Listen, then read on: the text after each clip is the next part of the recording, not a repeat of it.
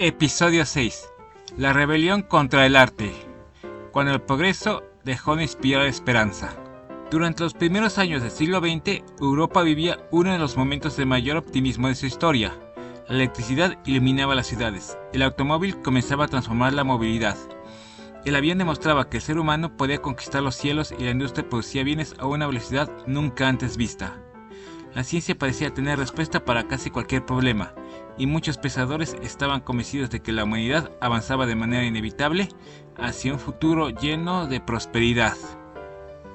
El progreso tecnológico y el desarrollo económico alimentaban la idea de que la razón humana era capaz de construir una sociedad cada vez más justa, moderna y civilizada. Sin embargo, ese optimismo se derrumbó de manera abrupta en 1914, con el estallido de la Primera Guerra Mundial. Lo que muchos imaginaron como un conflicto breve terminó convirtiéndose en una tragedia de dimensiones nunca antes vistas. Durante 4 años, Europa fue escenario de una guerra industrializada en la que millones de personas perdieron la vida, y otras tantas quedaron marcadas por heridas físicas y psicológicas.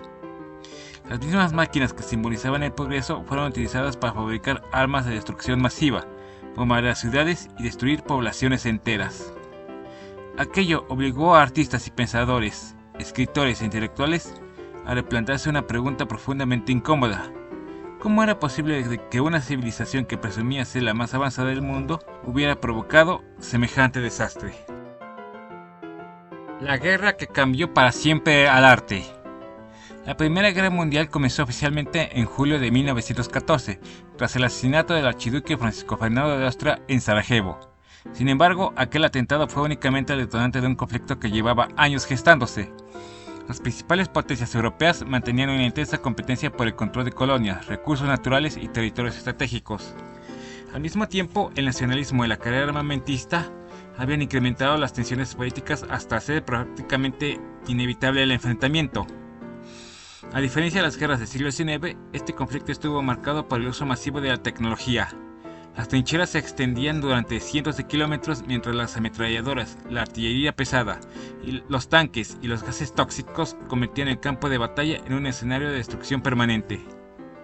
La guerra dejó de ser un enfrentamiento entre ejércitos para convertirse en un mecanismo industrial de muerte. Los avances científicos que habían sido celebrados como símbolos del progreso ahora demostraban su capacidad para multiplicar el sufrimiento humano. Las consecuencias fueron devastadoras, millones de personas murieron, resultaron en heridas o fueron desplazadas. Pero el daño no fue únicamente material. La guerra destruyó la confianza en la idea del progreso continuo que había caracterizado a la sociedad europea desde la Revolución Industrial. Muchos artistas comprendieron que la cultura, la educación y la ciencia no habían sido suficientes para impedir la barbarie. Esa pérdida de confianza provocó una profunda crisis intelectual. De ese desencanto surgiría una generación de creadores decidida a romper con todas las reglas establecidas. Así comenzaría la rebelión contra el arte. El nacimiento del dadaísmo. Mientras gran parte de Europa permanecía inmensa en la guerra, Suiza conservó su neutralidad y se convirtió en refugio para numerosos artistas, escritores y pensadores que huían del conflicto. En la ciudad de Zúrich, un pequeño espacio llamado Cabaret Voltaire comenzó a reunir a un grupo de jóvenes provenientes de distintos países que compartían una misma sensación de desencanto.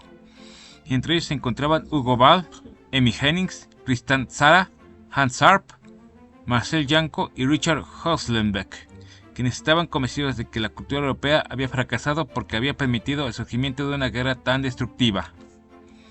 En lugar de responder al horror con obras solemnes o heroicas, estos artistas decidieron adoptar una actitud completamente opuesta. Si el mundo parecía haber perdido sentido, entonces el arte tampoco tenía por qué seguir siendo racional, ordenado o bello.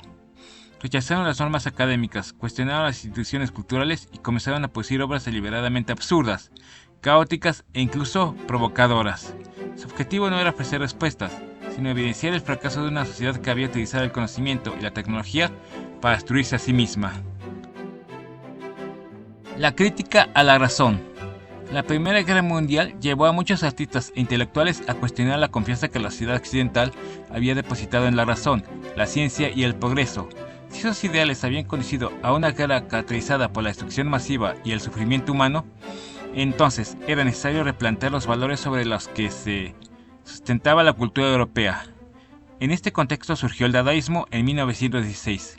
en el Cabaret Voltaire de Zúrich, donde artistas como Hugo Ball, Tristan Tzara y Hans Arp comenzaron a utilizar el absurdo, el azar y la irracionalidad como una forma de protesta contra una sociedad que había perdido toda credibilidad.